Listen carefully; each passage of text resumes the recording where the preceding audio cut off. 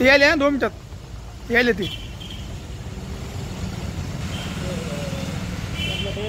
त्यांना फोन करता म्हणजे त्यांचं काम झालं म्हणजे 2-3 आम सारखी चक्र मारत होते. फोन दिला का नाही भेट देऊ नये तर त्यांनी पाठवून दिले म्हणजे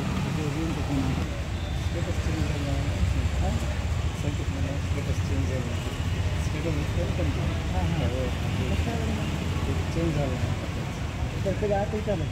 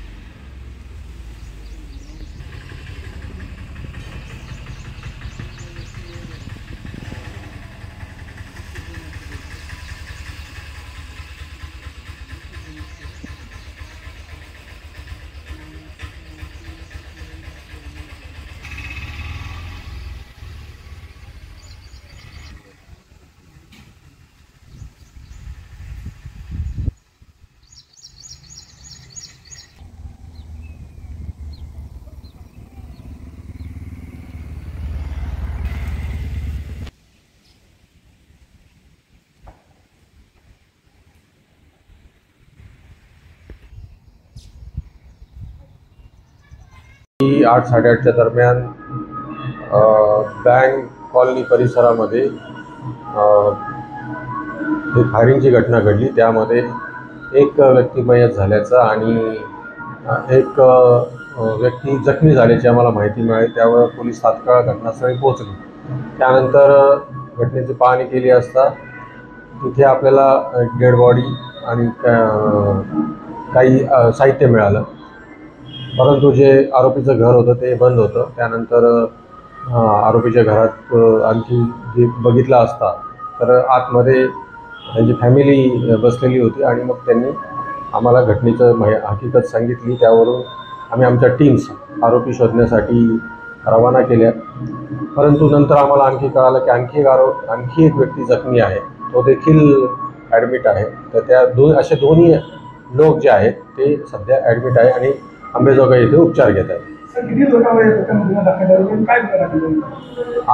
आम्ही 302, 307 आणि भारतीय हत्यार कायद्याप्रमाणे गुन्हा दाखल केलेला आहे 5 आरोपींविरुद्ध आणि त्या इन्क्लुडिंग जखमी जो आहे त्याच्यावर देखील गुन्हा दाखल केलेला आहे. बाकी 4 आरोपींचा आमचा शोध चालू आहे. जे अजून एक आरोपी अनकॉन्शियस आहे आणि एक जखमी अनकॉन्शियस आहे आणि एका जखमीची आम्ही फिर्याद घेतलेली आहे. त्याप्रमाणे 302 दाखल केले. नागरिकांना एवढंच आव्हान आहे की यांचे काही पैशावरून वाद असल्याचं प्राथमिक तपासातून दिसून येतं आहे आणि तो तपास आम्ही पूर्ण करतो आहोत. प्रोफेशनल पद्धतीने आम्ही तो तपास करणार आहोत आणि याच्यामध्ये सखोल तपास करून याच्यात जे फाइंड आउट्स आहेत ते काढण्यात येईल.